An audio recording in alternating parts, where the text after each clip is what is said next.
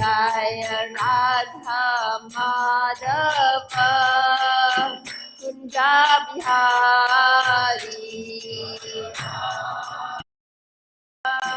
Kunja Bihari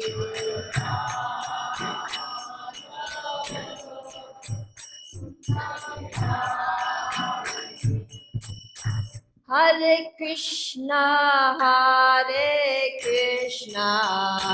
Krishna Krishna, Hare Hare, Hare Rama, Rama Rama, Hare Hare.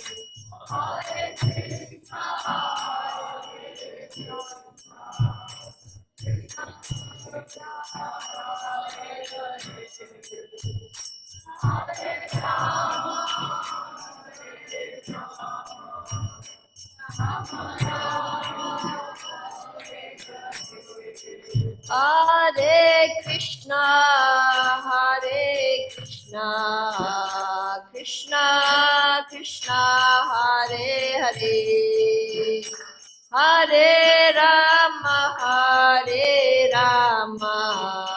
Rama Rama, Hare Hare.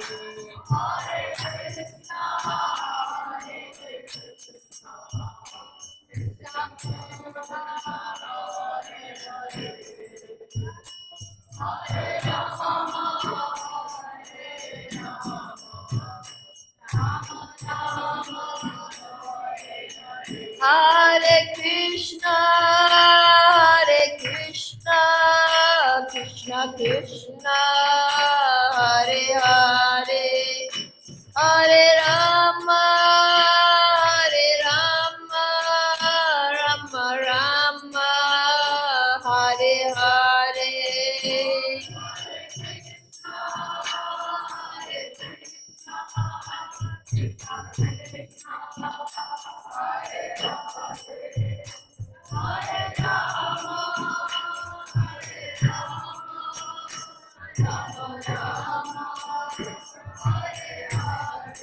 Hare Krishna, Krishna Krishna, Hare Hare, Hare Rama, Rama Rama, Hare Hare.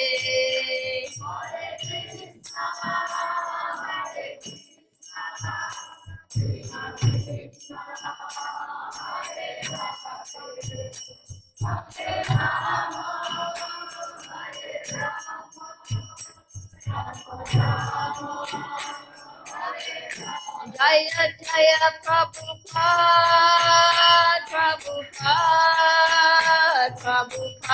Jaya Srila Prabhupada.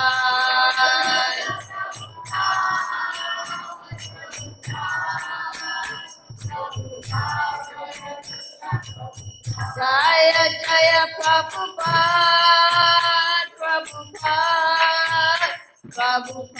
Jaya Srila Prabhupada.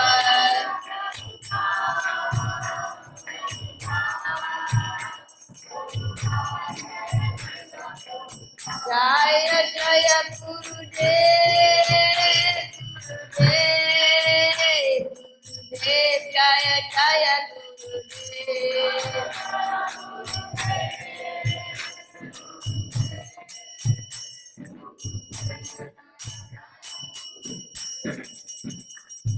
Or Pramanandi. Krishna. It's my great pleasure to be here with all of you this morning. Thank you so much for the invitation. And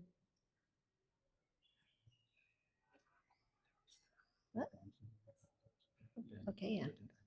Yeah, yeah. And we're going to be reading from the Srimad Bhagavatam today. So we'll say the invocation.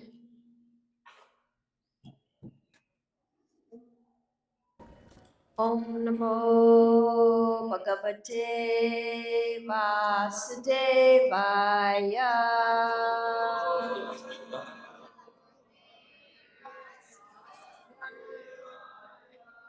Om Namo Bhagavate Vasudevaya.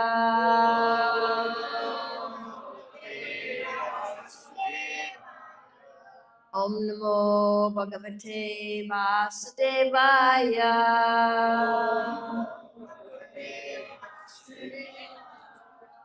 So today we're reading from the Srimad Bhagavatam.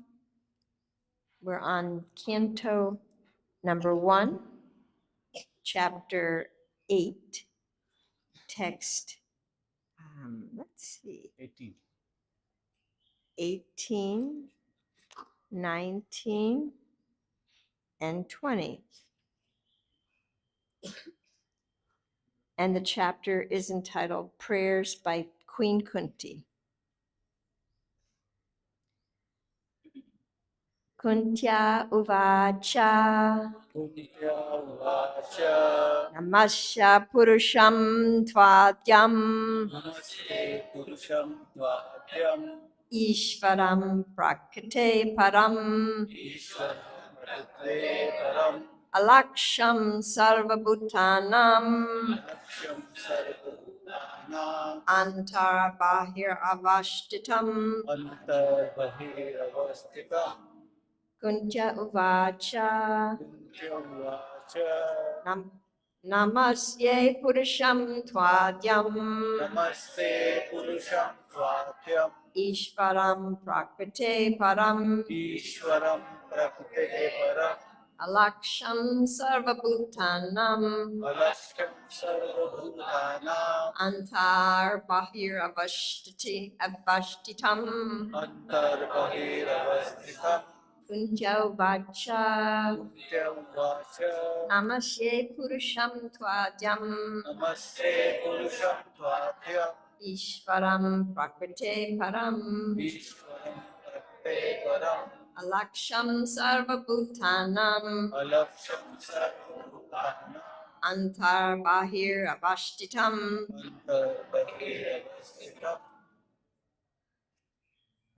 Kuntya Uvacha. Namaste Purusham Tvadyam. Ishvaram Prakrite Param. Alaksham Sarvabhutanam. Antar Bahir Avashtitam. Kuntya Uvacha. Namaste Purusham Tvadyam. Vishwaram Prakrite Param. Alaksham Sarvabhutanam. Antar Bahir Avashtitam. Kuntya Uvacha. Namaste Purusham Tvadyam. Namaste Purusham Tvadyam. Prakrite Param. Vishwaram Prakrite Param. Alaksham Sarvabhutanam. Alaksham Sarvabhutanam. Antar Bahir Avashtitam. Antar Bahir Avashtitam. Ladies. Kuntya Uvacha. Namaste Purusham Tvadyam. Ishvaram Prakrite Param. Alaksham Sarvabhutanam. Antar Bahir Avashtitam. Kuntya Uvacha. Namaste Purusham Tvadyam. Ishvaram Prakrite Param.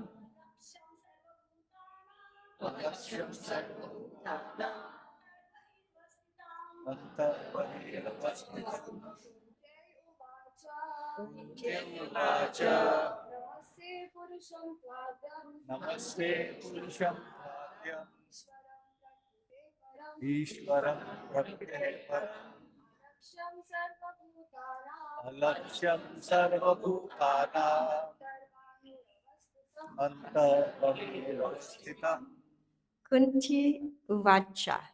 Kunti Vacha Srimati Kunti said, Kunti said, Namasye, Namaste, let me bow down. Purusham, Purusha, the Supreme Person.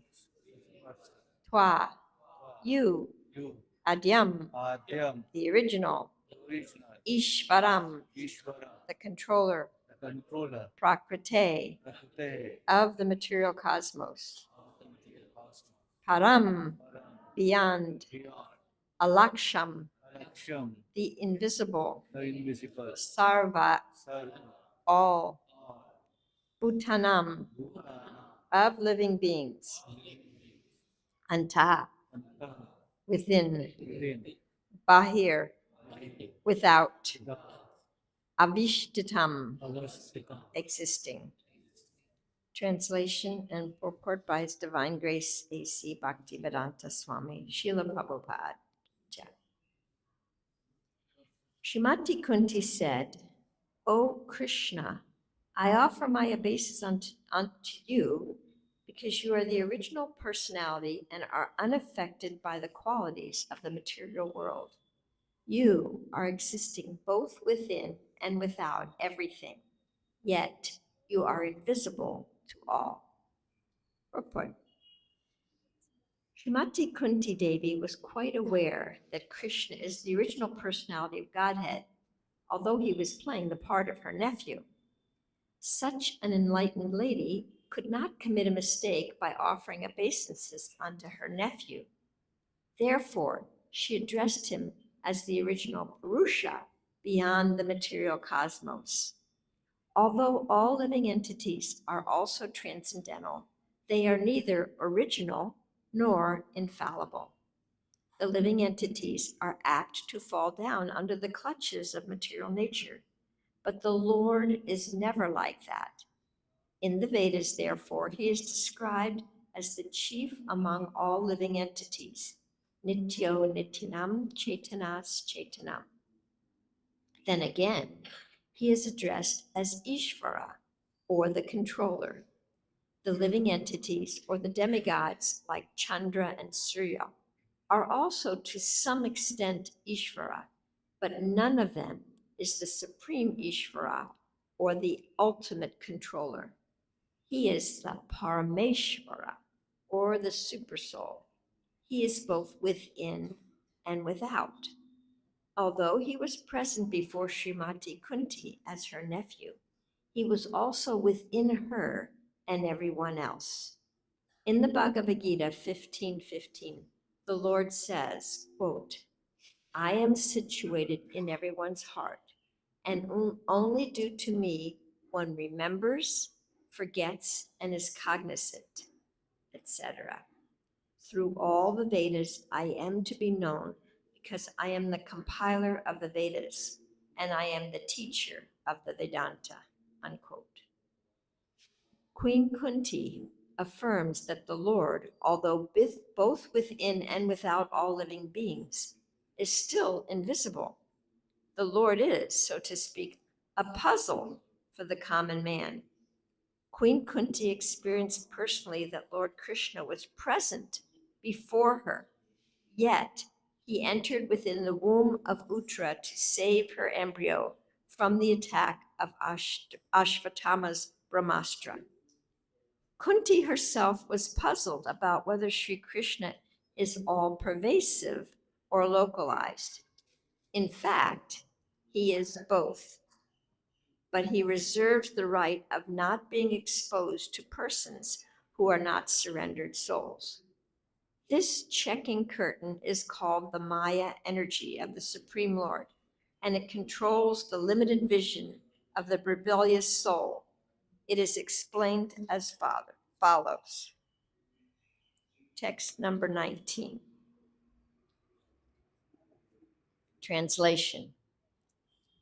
Being beyond the range of limited sense perception, you are the eternally irreproachable factor uncovered by the curtain of deluding energy. You are invisible to the foolish observer, exactly as an actor dressed as a player is not recognized. Text number 20.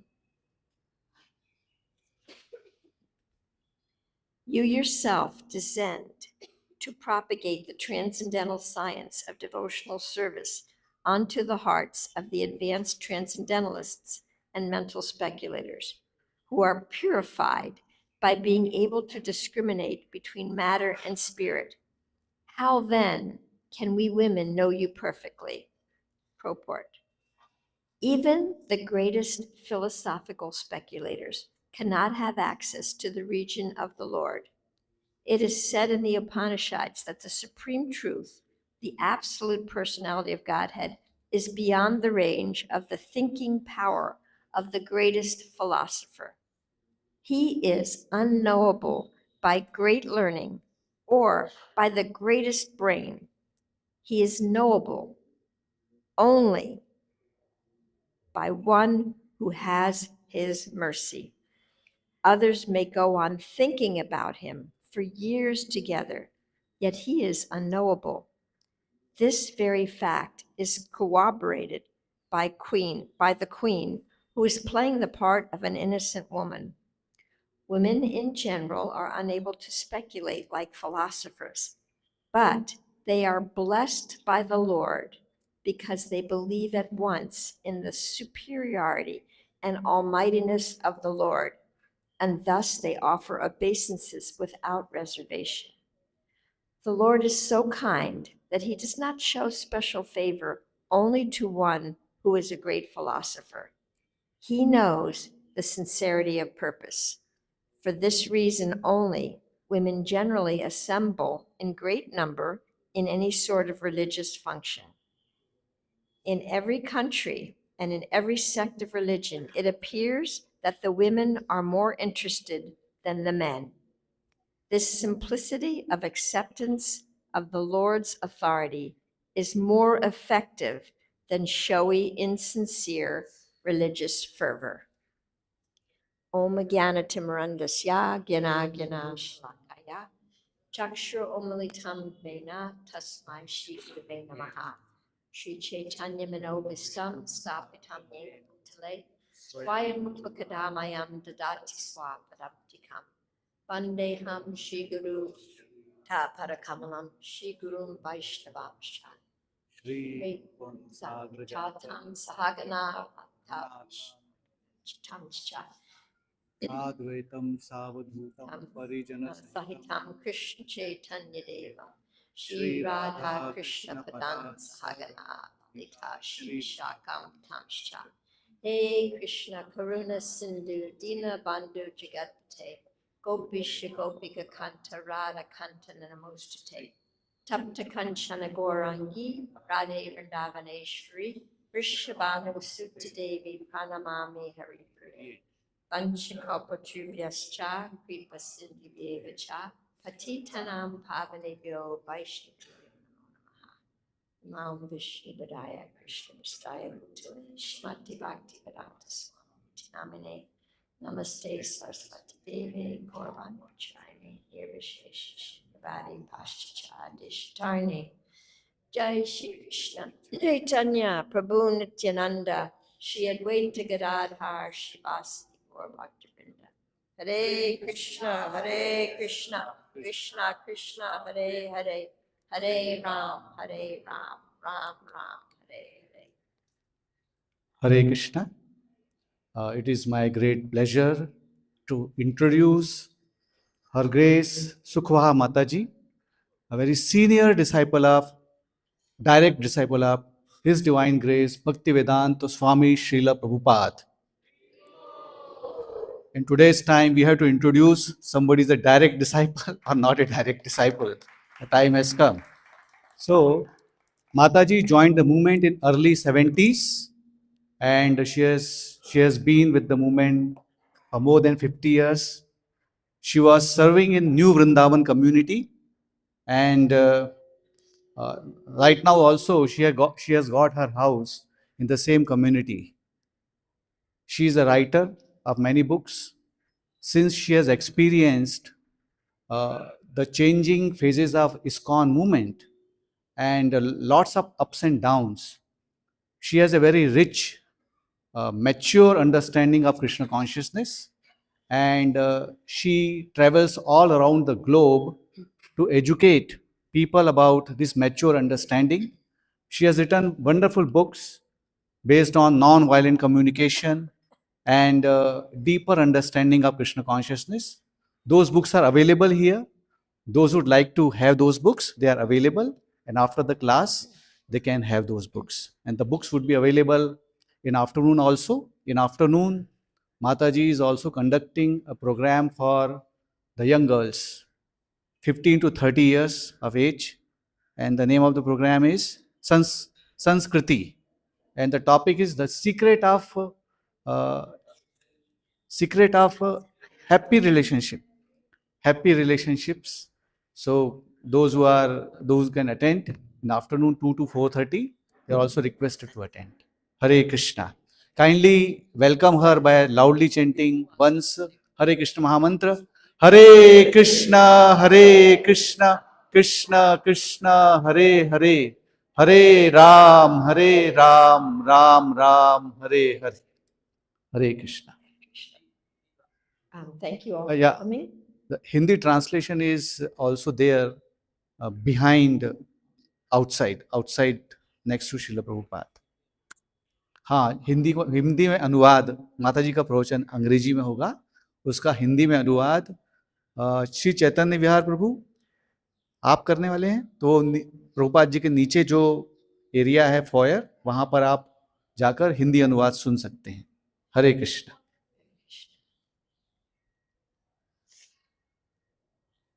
I pray that Srila Prabhupada and all the assembled devotees may bless me, that I may say something that's relevant to our lives and that is helpful in our spiritual growth. Thank you. So in these verses, Queen Kunti is speaking, addressing Lord Krishna, her nephew. And she wants to really express her understanding of his real position. He is her nephew, and she wants to really let the world know this is not just an ordinary nephew. He is Parmeshvara. He is unlimited, and he is within and without. And I'd like to highlight this point. Krishna is both within and without every single atom. He is everywhere. Nothing that exists is apart from him. The material energy, the air, everything we see is a manifestation of Krishna in the form of energy, but it's a manifestation of Krishna. So Krishna is everywhere and within everything. And the very important point is that he's also within each and every one of us. This is really important for us to understand. Sometimes we feel that we are so low and we are nothing. Queen Kunti was a woman, and there are many opinions about women. But Krishna is within everyone's heart, for knowledge, for remembrance, for forgetfulness. And he gives the power of remembrance. He gives the power of realization. Here it's expressed by Prabhupada that even great philosophers, even the greatest brain can't understand Krishna, the Supreme Personality of Godhead. Krishna is the all-knower. He's the all-controller. So in the scope of all-knowing, how much do you think we know? How much do we know in the scope of all-knowing? Maybe one little speck, one little speck. Even we may know all the scriptures, we may have memorized many verses, but that speck of knowing is really a speck. In reality, what do we know?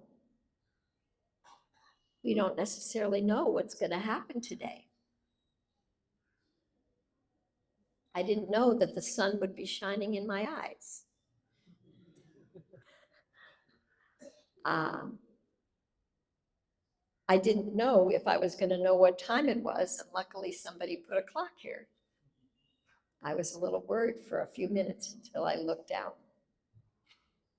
We don't know what the day will bring, who we will meet.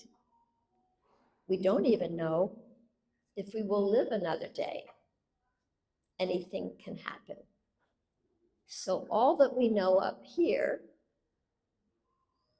is really infinitesimal. It's not what connects us with Krishna. What we know up here might be impressive to the world. We might get a Nobel Prize for being so intelligent, and yet not have any understanding of Krishna's love. So it is said that we can't know Krishna, and we can't control Krishna, and we can't bind Krishna. And yet, Mother Yasoda bound Krishna. It did take her all day. It wasn't a simple thing. And she was able to bind Krishna. What was it that gave her the power to bind Krishna? What was it? Her love. Her love.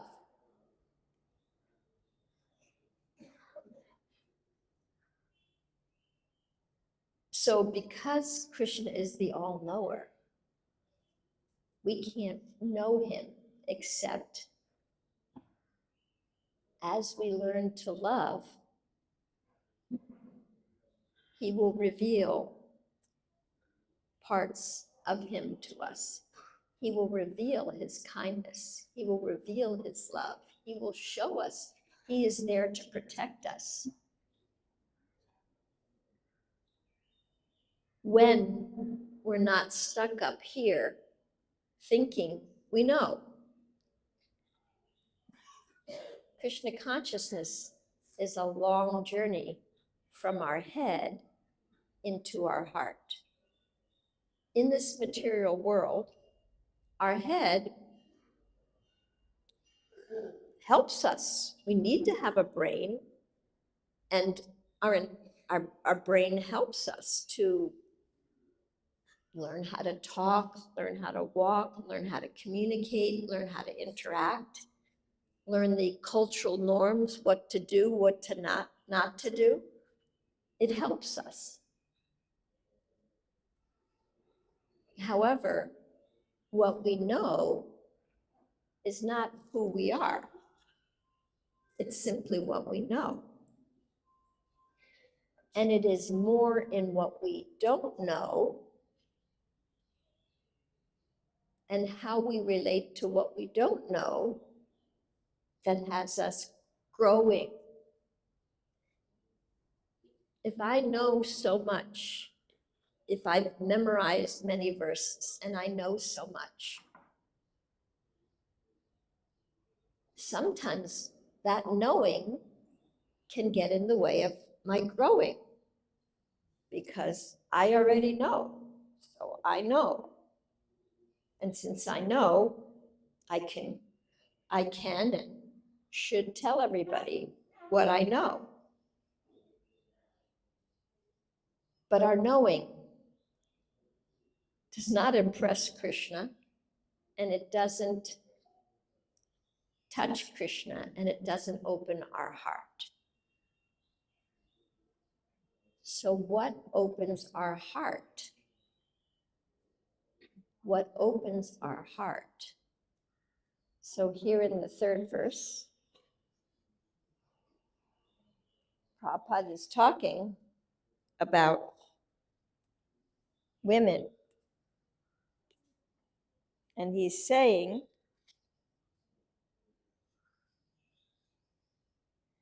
okay,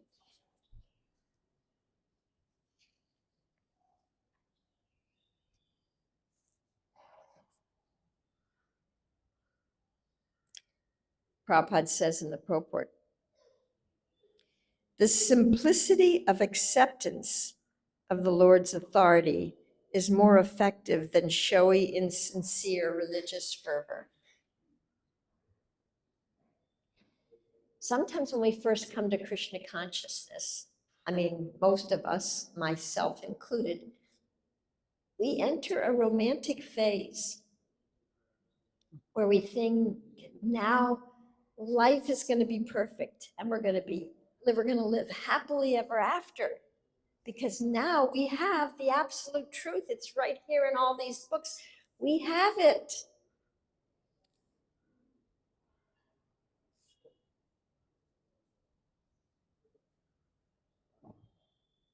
And then sometimes after some time, we start to sober up a little bit and become a little grounded, and we realize, I mean, I thought I had it. Do I really have it? This is what happened for me. It happened after many decades.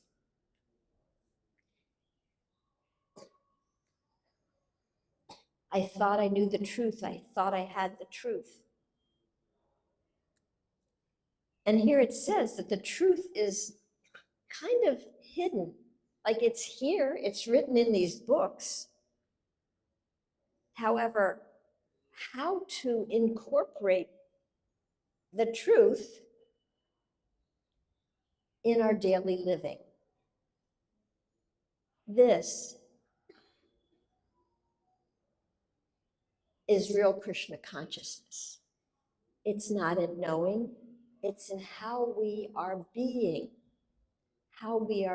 with others, how we are being in relation to our own self, how are we interacting with others, what is our consciousness?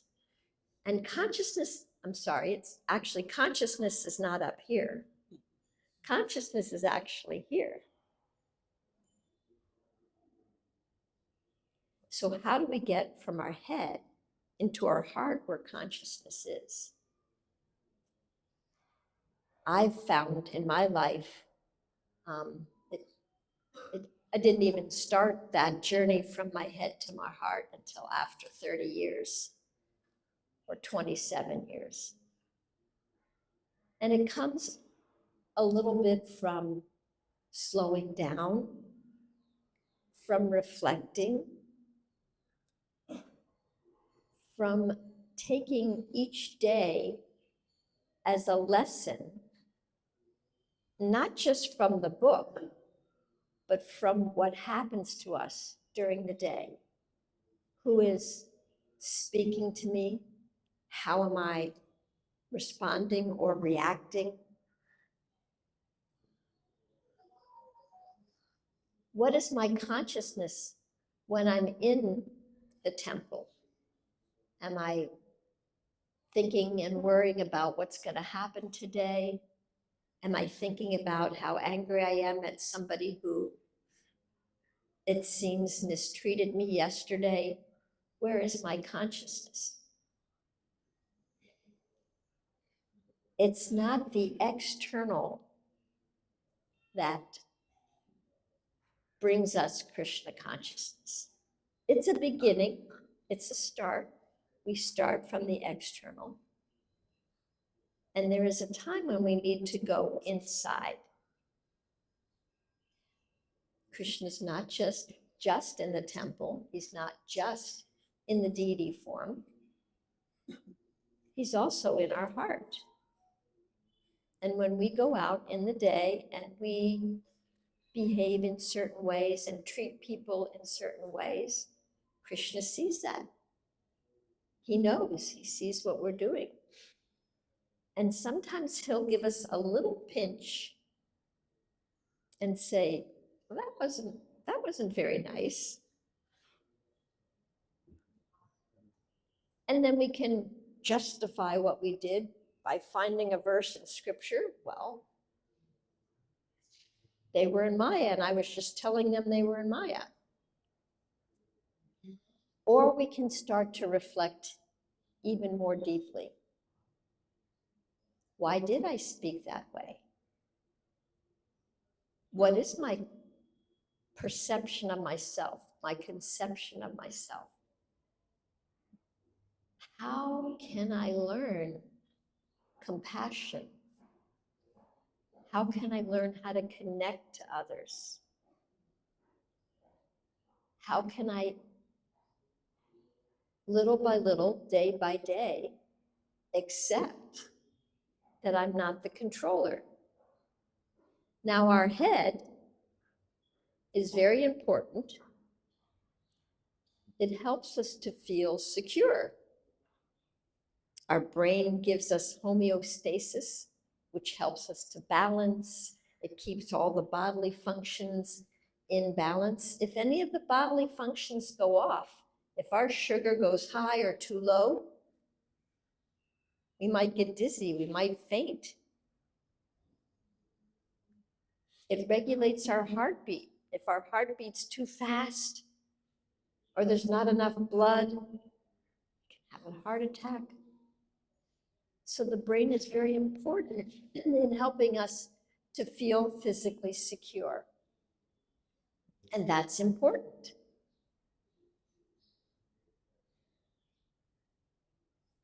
How can we feel spiritually secure?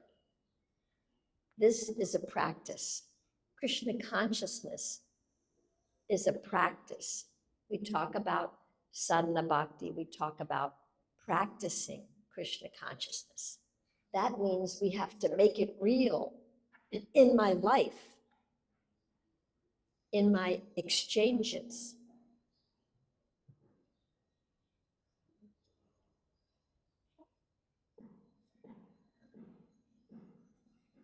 Each and every day, we have many moments to practice, many moments to practice. And sometimes if we're very busy running around, we don't have time to reflect about the way in which we're doing our service. We may be so busy, we're just trying to get the service done, and we may think that that is enough. And in the beginning, that's where we start. And little by little by little, we fine tune. What is my consciousness? What am I thinking? How can I shift my consciousness?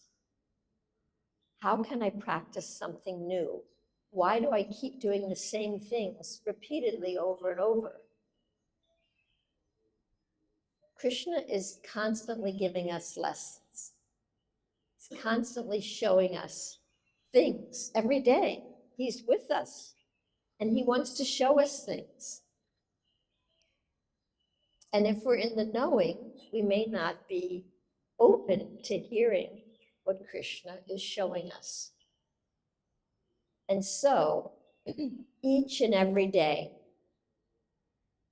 whenever there is a circumstance which doesn't meet our expectations, whenever there's a person who we don't feel comfortable with, whenever we notice that we're expressing ourselves in ways that we're not very proud of. We can say a little prayer.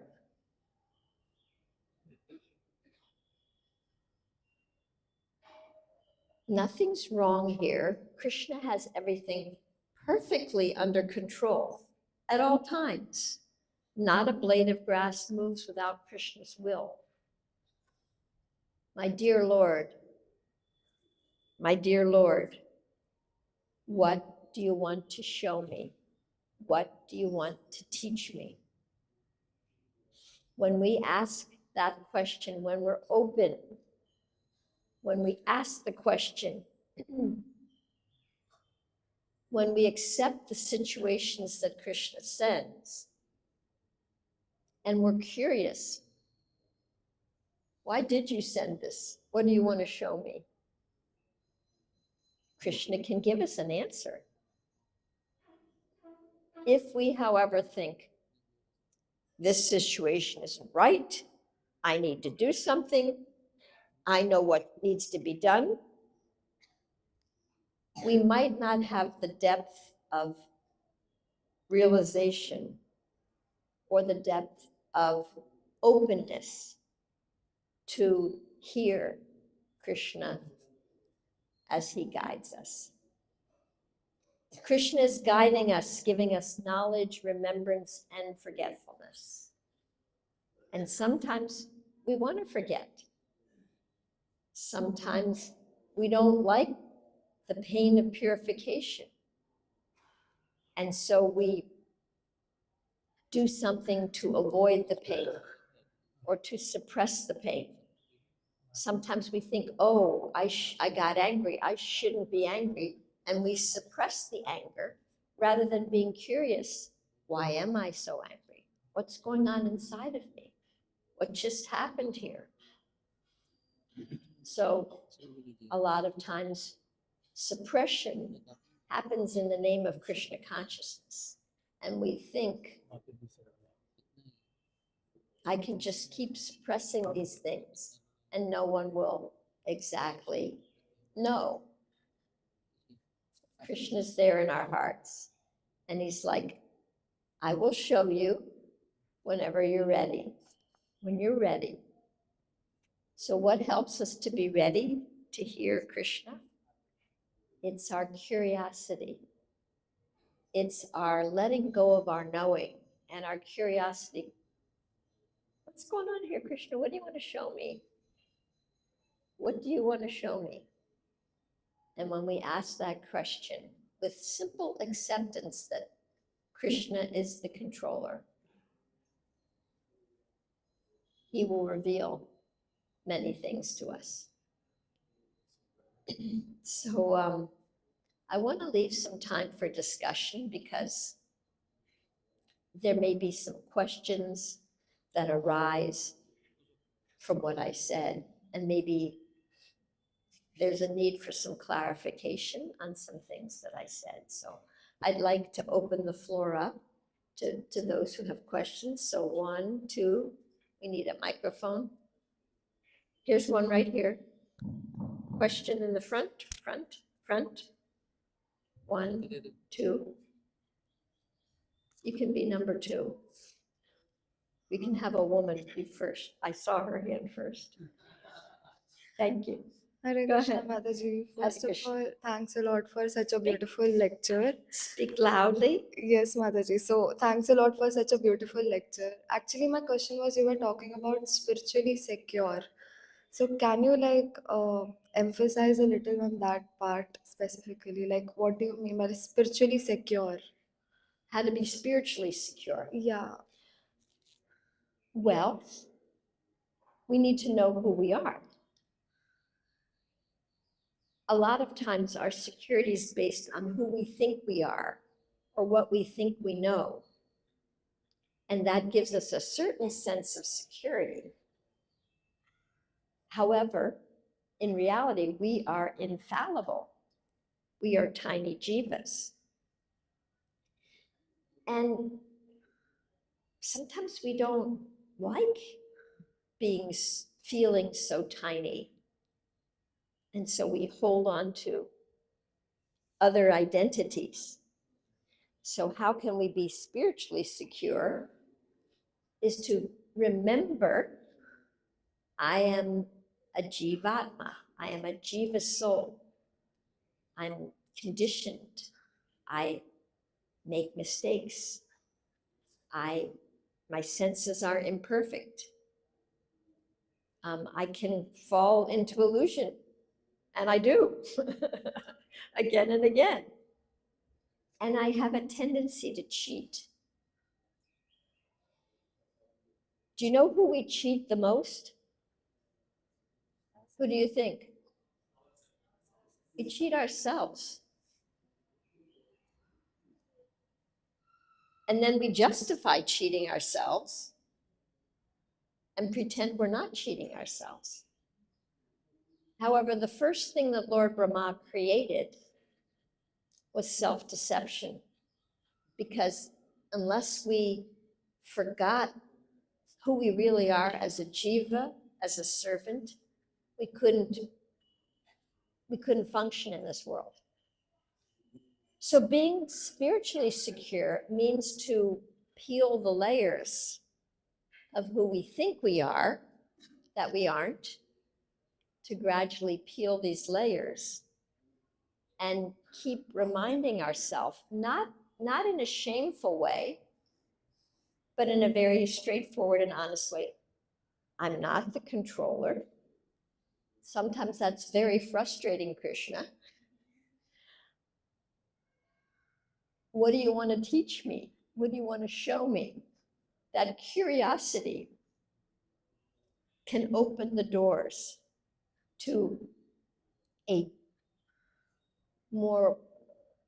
deeper and more profound security. And it comes little by little, step by step, because we are addicted to our personas of who we think we are. We hold on to those tightly. And if we hold on to these, we can't put them down and open up a little bit to maybe see something, to maybe see the way we're cheating ourselves, to maybe see the lies that we're telling ourselves that cover our real soul. So it's definitely a gradual process. If Krishna just ripped this away from us, we might be schizophrenic. Seriously, we wouldn't know what to do. So he allows us to do it piece by piece. So how do we become spiritually secure? Talking to Krishna in our heart, day by day, talking to Krishna, making Krishna our friend, because he is our dearmost friend. It says it in scripture. And being curious. And he will reveal and show us things that are a deeper understanding of the scriptures. Does that make sense? Thank you. And now we have this gentleman who has very kindly and patiently waited. Thank you. Thank you very much, Ms. Prabhupada, disciple yourself. So I am practicing Krishna consciousness since 1999. 1989. 1999, and since many years I have got this realization that I am not this body, I am spirit soul. But while getting this realization, I have read Ashtanga Yoga scriptures. That is, this soul is covered by 5 koshas. That is we can say Annamaya kosh. That is we can say Annamaya kosh, Pranamaya kosh, Manomaya kosh, Vijnanmaya kosh, and Anandamaya kosh. And this bhakti process is within, like we can say, from Annamaya kosh, which is the bodily kosh, that is we eat, sleep, all this, to the innermost Anandamaya kosh, where Atma and Yes. Paramatma is Yeah. residing. So this bhakti process is all about purification of all these koshas. And Ashtanga yoga is a little bit difficult. Yama, niyama, asana, that is very like longer process, and bhakti yoga is very easy process compared to Ashtanga yoga. So I want to know that by chanting, reading, and all these processes like Navavidha Bhakti, we attain Krishna very easily as compared to Ashtanga yoga. Well, different paths for different people, depending on what you want. We're here and we're here to practice bhakti. Now, bhakti is very deep, very deep. I mean,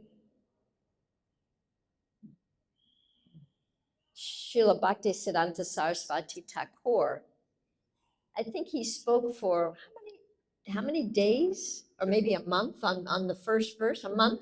30 days. On the first verse of the Srimad Bhagavatam. Of course, it's a long verse, but the scriptures are so deep. And again, even if you're the greatest scholar and you have the greatest brain and you know the scriptures, that doesn't give you realization. So as we chant and as we read, I compare it to making ghee. Okay? So when you make ghee, you have to really turn the heat on very low. If you try to make ghee really fast, you'll burn the butter and you won't have really ghee, right? So it's a slow and gradual process. So we have the heat on very low, and we're reading and we're chanting and we're chanting and we're reading and we're serving. So what happens? What do we see as the ghee is being made? What happens? What comes up? What comes up? I can't hear you. The what? Black things. Black things. Black things. They're called impurities. The bad things in school and The impurities. impurities. Impurities come up, right? Now, we come to Krishna consciousness. We're in the romantic phase. Everything is great. I love Krishna. I love to chant. I love to serve. And we're chanting and we're serving and we're reading. And then these black things start coming up. That shouldn't be there. Oh my gosh, I'm a devotee. That shouldn't be there. And we stir it back in. That shouldn't be there. That might make the process of making ghee take a little bit longer if we stir in the impurities, right?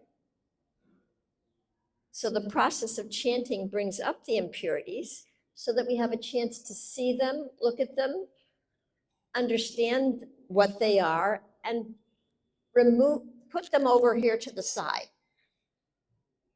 not stir them back in. Now, a lot of times, and I did this for 30 years, we stir all those impurities back in. We try to suppress them. We push them down. I shouldn't be angry. I shouldn't do this. I shouldn't take care of my body. I shouldn't do these things. Shouldn't. And we push ourselves beyond our capacity, and we think that's Krishna consciousness. I am doing so much service. Look at me. I'm a good devotee. But we're pushing the impurities back in.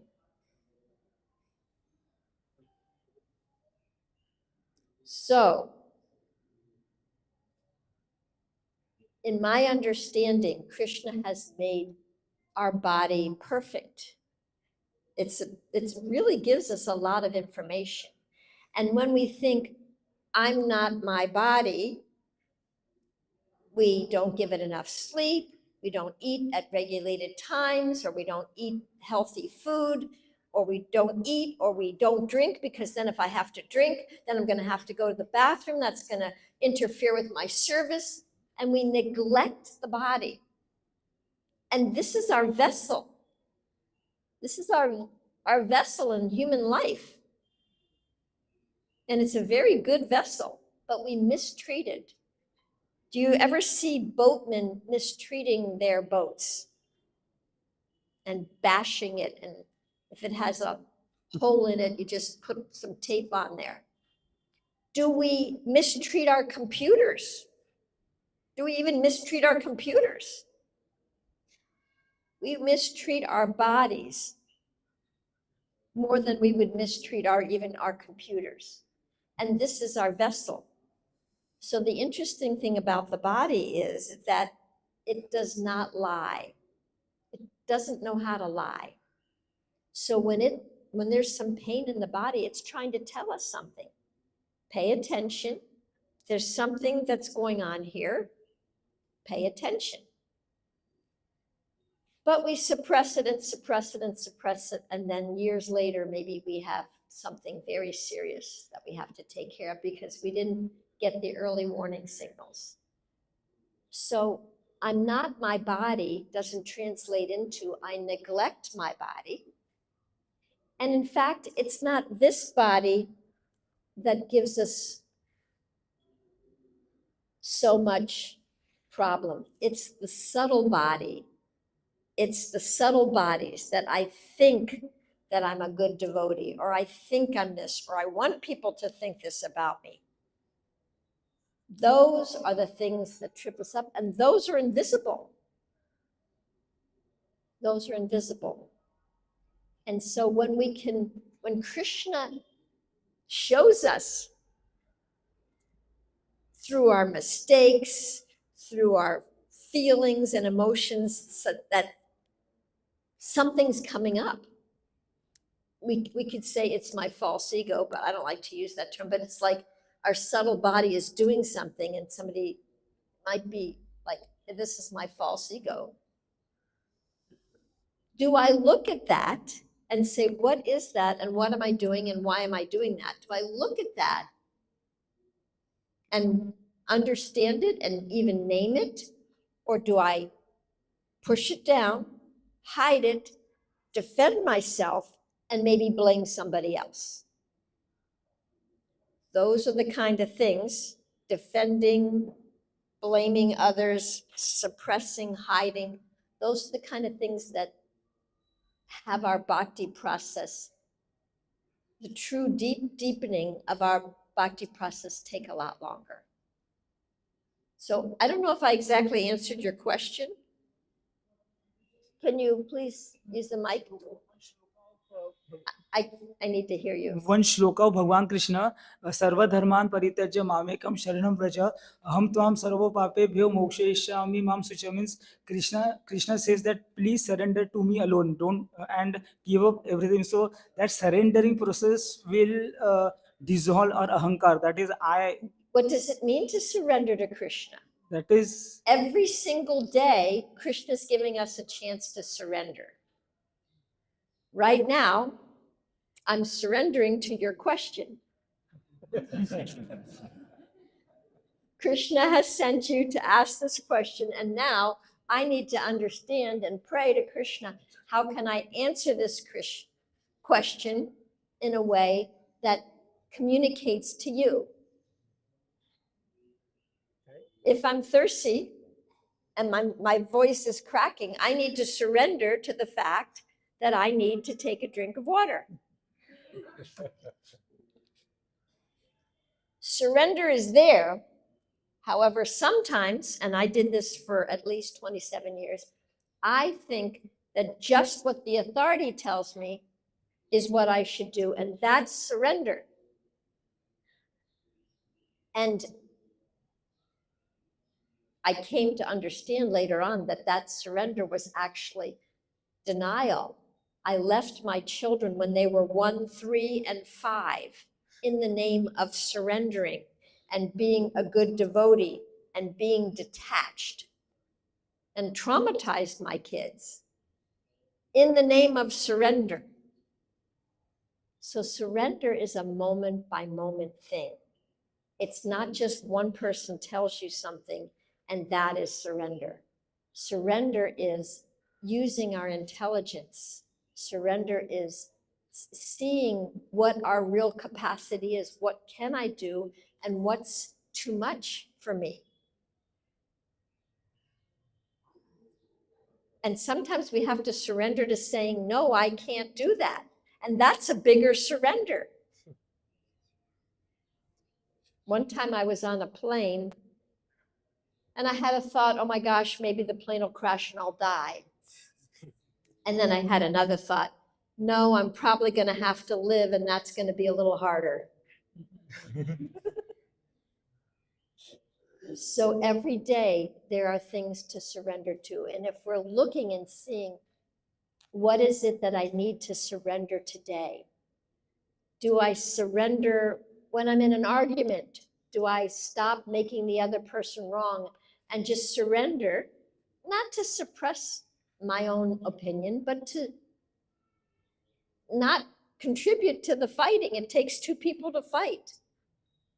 Can I say, I don't want to fight with you, Prabhu? Can I surrender?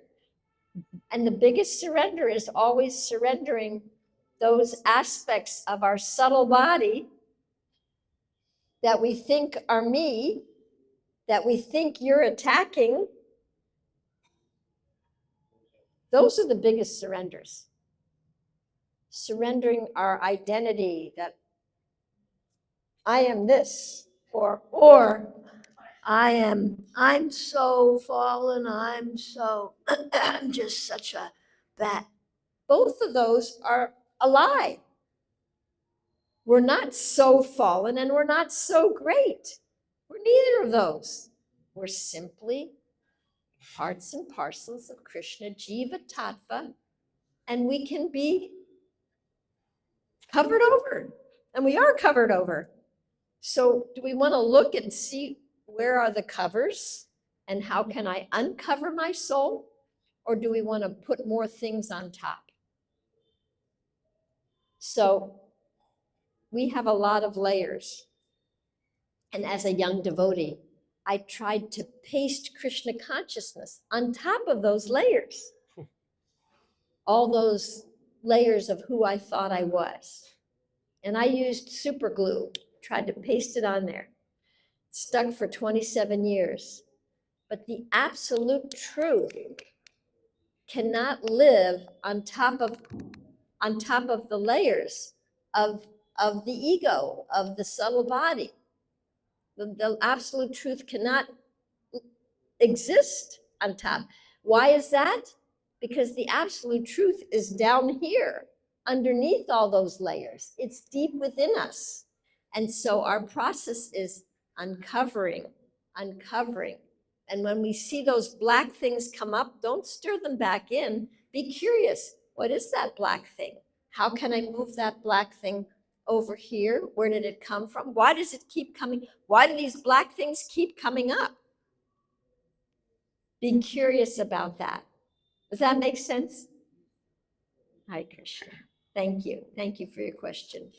Here's a question, and then and you'll be after him. Okay. Go ahead. Hare Krishna. Hare Krishna. Thank you so much, Mataji. As we were discussing about that, Krishna tries to teach us through situations, through few situations. So He doesn't have to, but he does. my question is, whenever few difficult situations come, and how do I ensure that I understand what Krishna is trying to tell me? Because later on, I may understand that, oh, I misunderstood the thought, and now I'm on the wrong path. So That's perfect. If we misunderstand, later on we'll understand that we misunderstood, and then we'll understand. That's how we learn. That's perfect. Oh, I thought it was that, and now I understand it wasn't that. I thought just doing what my authority told me was Krishna consciousness. And now I see, oh my gosh, I was just in denial, suppressing my emotions, pretending I was detached, and thinking I was a great devotee.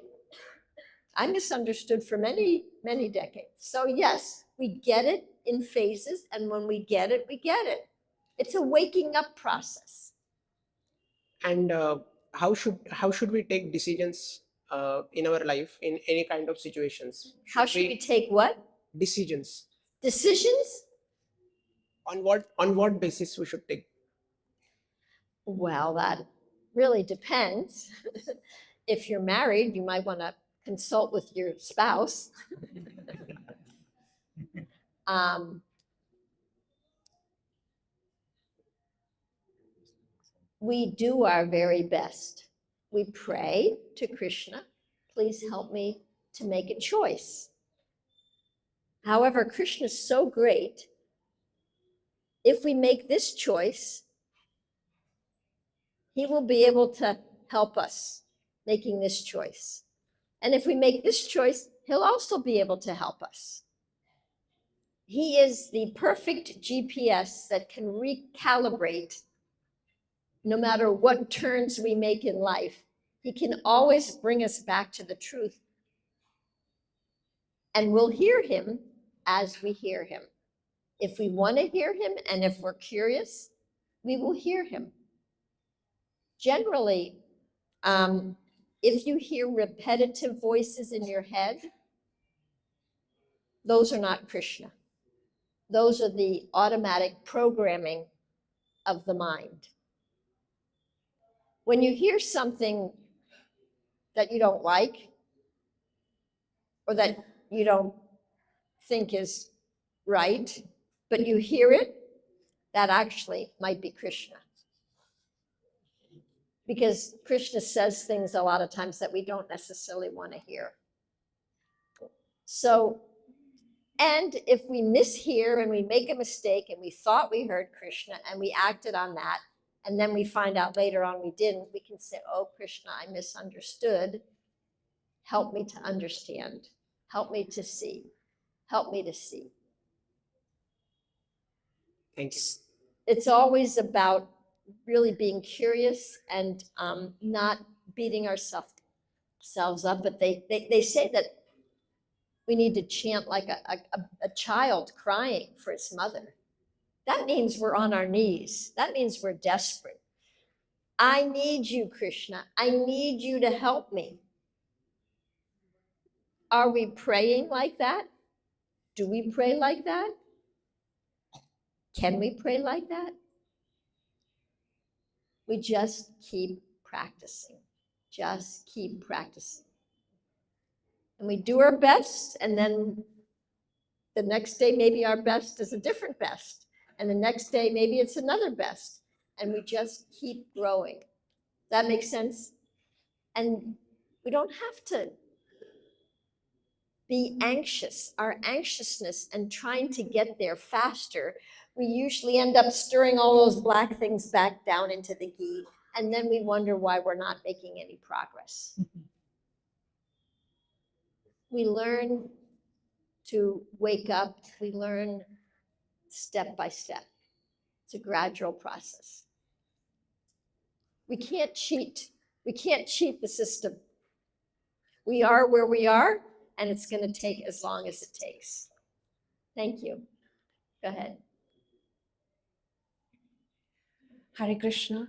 Thank you so much for explaining each and every point so beautifully. So my question is, in your session, you said that you have to accept the situation, right? Well,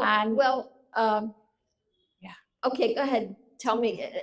So my question is, you have to accept the situation, and if anything is happening, what you are expecting, and if anything is happening against that, you have to ask the question to Krishna that, tell us, or tell me like what exactly you want to teach me from Okay. that point. So I wanted to ask like how to initiate that conversation, because for me it's just a few weeks I've started this journey. Okay. So I wanted to understand how to interact or how to start that initiation, to build the deeper connection. Okay.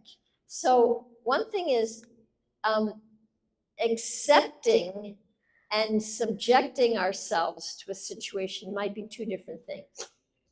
If someone is abusing me and it doesn't feel good, those feelings that it doesn't feel good are telling me something. So I don't just accept, oh, this person is abusing me and I should just accept that and I should let them abuse me. You want to also accept the feelings and that they're telling you something. This doesn't feel good. It doesn't feel right. I don't know if this is a good relationship. So you want to accept the entire situation, not just the external. You want to also accept what's going on internally. What's happening here? What's happening here? Someone hits you. Oh, I should just accept that. Well, my arm is broken. I should just accept that. Well, maybe I can learn. I don't want to go near this person because they're going to hurt me. And then I have to go to the hospital. So it's really about just being like, what would we call it? Common sense, maybe? Again, it's a gradual process. Just start being curious. Start just being curious. It's not going to come overnight. It took me at least almost 30 years to wake up to I wasn't a very good devotee, even though I had done tons of service and worked my brains out and denied my body and didn't drink water. That's not what made me a good devotee. And I was more covered with the pride that I'm a good devotee. So you just want to be curious and conscious and just practice that. And it'll come in pieces. So, Okay, thank and you. accept how fast or how slow it's coming. I'm noticing the time, it's 9:14, and I'm wondering, I don't know what the temple schedule is. Please.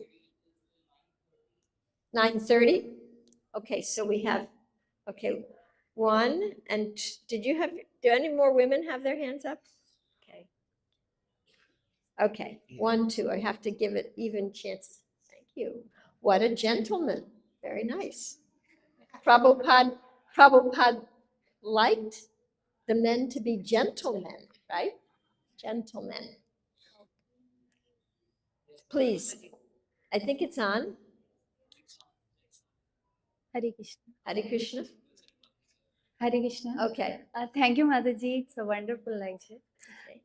Mataji, my question is about since I am a housewife, so I have to take care all the persons Yes. around us. Yeah. So it's a very difficult situation sometimes to handling the kids. Yes. So any message, any matlab, Emotional emotions. how to handle kids when they're not, their interest is different, and we have to connect our kids spiritually. Okay. So how can we handle day by day so Okay. it like All right. improves the situations and Okay. our whole family Okay. spiritually connected and in a one line. I got it. I've been through this. I was one of those mothers that thought I was being really Krishna conscious and putting my kids in the Gurukula and pushing them and thinking that was how I was going to make them Krishna conscious. And parallelly maintain the good relation Yes. between them, because Yes. yeah. So a mother's duty is to love her kids. That's all your kids want. If your kids love you and you model love, they will learn to be loving. If you push your kids away and say, I got to run to the temple, I got to chant my rounds, leave me alone, they will end up not liking Krishna because Krishna took their mother away from them. Your service is to take care of your kids. Your service is to clean up their messes and teach them how to clean up their messes. Your service is to be joyful in doing those services so that your children learn that they're not a burden and that you love them. Kids are kids. Kids have a lot of energy. Kids don't actually even ground into their body until they're sometimes 7 or 8. Kids are in their soul body. They think they can do anything. They have so much soul energy. They just think they're infallible. They don't really know they're their body. And we're trying to like say, be an adult, and they're kids. So it takes a lot to be with children. These children will be your teachers. They will teach you. They will teach you things you didn't even know that you needed to learn and that you didn't even want to learn. They will teach you. They will teach you patience. They will teach you to be on the ground. They will teach you what they can and can't handle. And it's definitely challenging. However, you can advance very, very rapidly just by being present and taking care of your kids in a nice way. Yes, Mother, sometimes if we teach more and more, and so they cranky and they like What? denying the things. What's that? They make cranky if we They're teach cranky. again and again. A Yes. lot of times they get cranky because they're tired. They are shouting on They're me. hungry. Yes. They're tired and they're hungry. You have to be the one who understands when they're tired. They don't know they're tired. I'm a soul. I can do anything. I don't want to go to sleep. When they get cranky, they usually need something. They usually need food, water. They usually need rest. They get cranky because they need something. They have no filters. They're not pretending. Their body's not lying. They're telling you something. I need something, but they don't know what they need. It's your job to understand when they're hungry, when they're tired, and when they need water. If they haven't drank in water, they probably need to drink water. You need to monitor that. They can't monitor that. They can't monitor their emotions. They have no filters. So when they're frustrated, you can say, oh, yeah, you're frustrated right now. Yeah, you're feeling really upset right now. And allow them to feel upset. It's natural. What's going on? What do you need? They can teach you compassion. You have on the ground training. I was thinking to test someone's Krishna consciousness, let a brahmachari or a sannyasi be with a 5-year-old for 5 hours and see what they learn. You are on the advanced course here. They will teach you so much. Be present, learn, read books about how to be present with your kids. Just love them. If you love them and you bring them to the temple and the temple is fun for them, they'll love to come to the temple. If the temple means, now you got to do this and you got to be quiet, you can't play and do, they're not going to want to come to the temple. Understand where they are and love them where they are, because they can only be where they are. They can't be an adult. They can't manage their emotions. That's your job, to show them how. That means you have to manage your emotions. Okay? Thank you. You can't be cranky. I mean, you can be cranky, but you need to also acknowledge, mommy's tired right now. I can't do anymore. I'm sorry. I need to take a break. I'm tired. Nicely, not like it's your fault. Nicely. I have my limits too. You're frustrated. I'm feeling a little frustrated too. What can we do about this? Thank you. Hare Krishna. That was a very quick topic on a very deep subject. So read some books on that. Hare Krishna.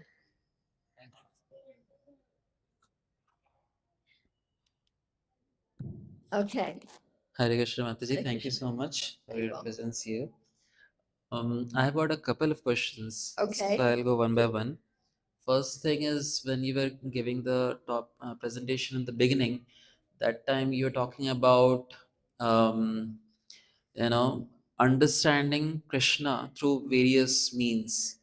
So, how is it exactly? Is that some intuition? Is that some messages that maybe we get while we chant the holy name, or we get from the deities, or when we read the books, or is it something practical? All of the above. Not a blade of grass moves without Krishna's will. With one action, Krishna is doing so many things. So many things. So anytime something happens, especially if I'm feeling a little, why is there so much traffic? I need to get somewhere. Surrender, right? Surrender. Okay, Krishna. Krishna, I guess I'm here to learn a little patience. Maybe I can text the people and tell them I'm going to be a little late. I'm stuck in traffic, so I can communicate to them. What can I do? Now, we can only do our best. We can't do any better than our best, right? So sometimes we hear something from the deities. Sometimes when we're chanting, we get a realization. In my experience, a lot of what I've learned has been through other devotees. I learn more about myself when I'm with a person and maybe they're saying something to me. If I'm feeling upset at what somebody's saying to me, there might be something inside of me that's getting triggered. So if I can be curious, what is that? Instead of, you're so mean, you're rude, you're disrespectful. I'm looking inside, it's like, wow, I'm feeling a little hurt. I have a need for respect. It's not wrong to have a need for respect. However, why is this need so strong in me? I would say probably because I wasn't respected as a child. Maybe I didn't feel valued as a child, or I was shamed as a child. There is a little hint here. Boys, when they're 2 or 3 years old, and you can all confirm this for me, if they cry, they are shamed. Be a big boy. Don't cry. Don't be a sissy. Be a man. Be a big boy. How many of you heard that when you were little? Honestly.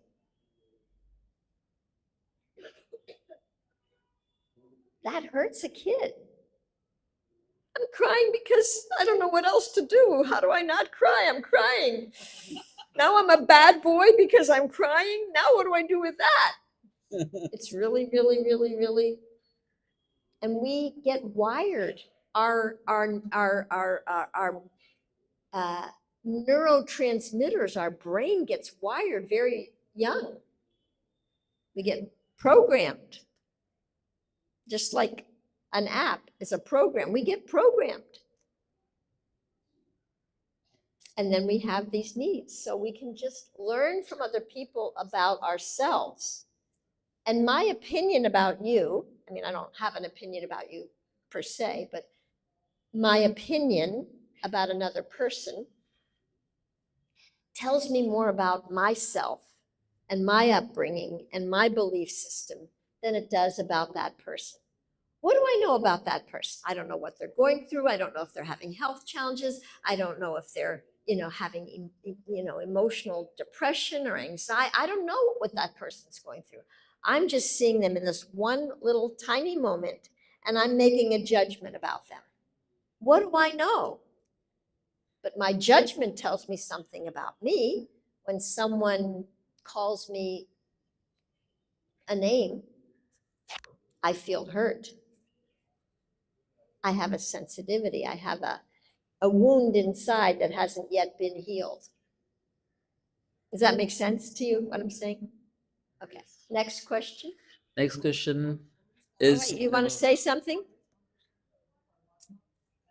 I have to hear what he said. I can't hear him. wait. Say, Paramama in the heart, what? One very small question. Sure. The Paramatma within the heart is forgetfulness, memory, and intelligence. But the same Paramatma, it is said by Prabhupada books, it is like neutral. Like when we are in this birth, he doesn't do anything. He just sits quiet within us. Then why do Prabhupada says in the 15th chapter, means Krishna says that he is doing the forgetfulness, memory, and intelligence. Yes, And when in one purpose, it is said he's monitoring us, just monitoring. Then he's yes, three. he's a witness. His witness. He's a witness. And if we ask questions, he will hear us and he will respond. He's a witness even when we ignore him, even when we're totally unconscious. He's a witness. If we're interacting and asking questions and we're interacting, then he will respond. In the Bible, it says, ask and ye shall receive. You have not because you ask not. So if we ask Krishna, I want to know, help me to see, help me to know what's the best thing to do. And we say that little prayer and we talk to Krishna, he can respond. But usually he's a witness because we're ignoring him. Got that? Okay. So go ahead, Prabhu. Sorry for interrupting. Thank you. The second question was about when you were answering questions, you're talking about how, I mean, the understanding about the things evolved and certain part of the experiences that you have Yes, had in yes. your life was things which were not right, and eventually it evolved to be something that we understood right. Am I? Well, I don't know if it's right or wrong, but Okay. I understood more clearly what Okay. was happening. And yeah, Yeah. it's So it's an ongoing process. ongoing It's process, not like I got everything. I'm still learning. fine tuning. Yeah. So as far as this concept of surrender is concerned, Uh-huh. when it is mentioned that we follow an authority, Yes. and as you mentioned that if that could also lead to an abuse, and also if the authority we think or what we understand is doing things for our benefit, then that could also lead me to give up my attachments. So how do I understand it again? Because in order to give attachment or give up attachment, also I need a person who pulls me out of from where I'm stuck, and that could also lead to an abuse. To an Yes. so how where is the It's a fine line. Yeah.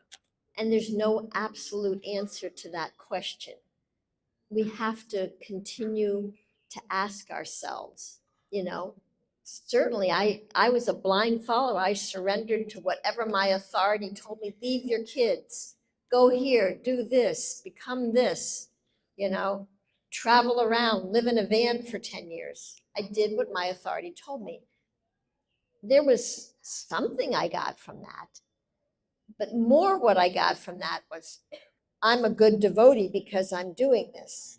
And it actually built up more of an ego structure than, so there's a tipping point at which surrendering to an authority could become abuse. There's a tipping point, and it's always about a balance. So if someone asks me to do something, even as an older person, maybe I'll do it. Okay, sure. You want me to do that? No problem. You want me to sit here? You want me to say this? Or I can do that. However, if it's something that's repeated and I'm getting messages that you'll get messages, this doesn't feel right, this doesn't seem right. I see this person telling me this. I mean, I had this with a mentor. They're telling me something, but then yeah. so you just have to keep praying about it. Krishna, do you want me to keep staying here? Do you want me to keep surrendering in this way? After 30 years of living within a temple, so even though I was married, I lived within the temple, I lived within a community. I didn't have anything of my own. I had no money of my own. I had no car. After doing that for 30 years, I got a message that actually I needed to leave the temple in order to grow, because I needed to learn how to take care of myself, because I had become institutionalized and I had become codependent. And my next growth was leaving the temple. So there's no one right way to be a devotee. There's no one right way to do it. You have to really determine what works for me. Now, it worked for me in the beginning to be part of the temple because it was simple. It was simple. I didn't have to think. I didn't have to cook. You know, I just ate whatever there was. It was simple, and I liked that simplicity. I liked it, and I was insecure. I didn't know what to do. Just tell me what to do. I don't know what to do. Just tell me what to do. So it worked for a while, but there was a tipping point, and I didn't notice the tipping point. And and so I didn't get that tipping point until Krishna smashed my illusion of what I thought I was and what I thought surrender was. So when we pray and when we really want Krishna consciousness and when we really ask for it, Krishna will give it to us one way or another. And sometimes it's in a rude awakening that is kind of upsetting at first. Does that make sense? Krishna will help us, but he helps us according to, if we don't want to say, no, I got this. I got my leader. I just do what they say and I don't have to think. I don't have to think. I don't have to think. Krishna's like, all right, you can do that for a while. But then to a certain point, it doesn't work. And then he's gonna kind of have to say, this isn't working. By the way, this isn't working. Look at you now, you're getting angry, and then I have to reflect even deeper, what's going on here? Why aren't I a pure devotee? I should be a pure devotee by now. What's going on? Well, you missed something. Okay, what did I miss? Okay, so he'll help. I'm noticing the time. Oh my goodness, yeah. You have another question? I would just like to thank Mataji Oh. and so many wonderful queries answered, so many nice points discussed, in addition to all the wonderful insights given from the teachings of Queen Kunti. And we are so happy and blessed. This is the first Srimad Bhagavatam class by Srila Prabhupada's disciple at Shri Shri Radha Govind Dev Mandir.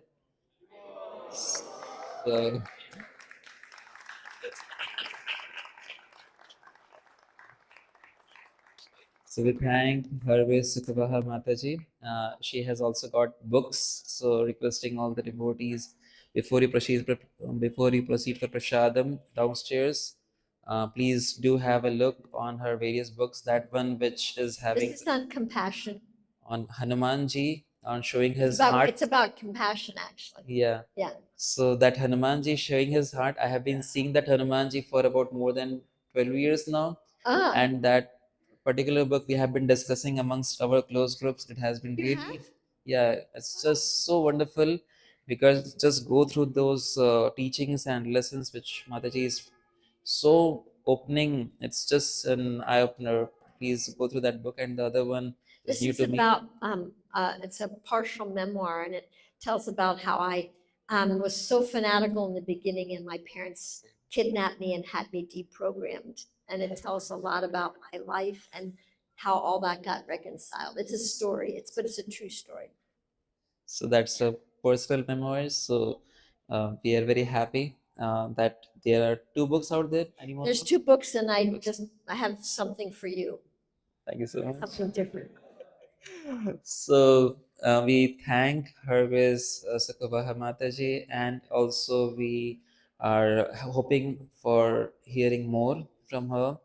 So we are very, very grateful and would like to express our gratitude by 3 times. Once loudly chanting the Hare Krishna Maha Mantra. Hare Krishna, Krishna Krishna, Hare Hare, Hare Ram, Ram Ram, Hare Hare. So, any of you have any personal queries as well? Till the time Mataji is allowing herself to be available, please ask. Please have her presence and make it all the experiences that she has been having for so many years in her life. She is happy to share. So please take that it is actually invaluable. Instead to go through that, better to learn from someone who is happy to share that. And before we take breakfast and prasad which is downstairs, नीचे सबके लिए प्रसाद है, जिसके पास coupons नहीं है वो माता जी से ग्रहण कर सकते हैं, और आप माता जी से बाकी बुक्स ले सकते हैं. बहुत बहुत धन्यवाद. हरे Krishna. Srimad Bhagavatam ki jai, Srila Prabhupada ki jai, all the assembled devotees ki jai. Hari Ram. आरोग्य सुखवाह माता जी की जय. श्रील प्रभुपाद की जय. You have to remove that. और क्या उसको हटाओ. वो